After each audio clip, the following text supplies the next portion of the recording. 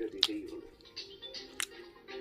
2023 সাল নাগাদ ওই দম্পতি দেখলেন ছেলে খেলাধুলো ভুলে গেছে, একদম জাস্ট ভুলে গেছে, খেলাধুলায় মন নেই, মোবাইলে বুট। ছেলের সেই মোবাইলের সার্চ হিস্ট্রি দেখতে গিয়ে আরো বড় ধাক্কা।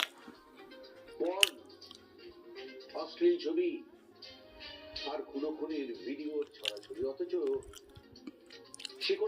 সেই ছেলেটি কোনো সাইটের মেম্বারশিপ নেয়নি, কোনো ভিডিও সার্চ করেনি, খালি এডুকেশনাল ভিডিও দেখতে দেখতে ছেলেটির স্ক্রিনে এরকম শয়ে শয়ে ভিডিও ঢুকে পড়েছে।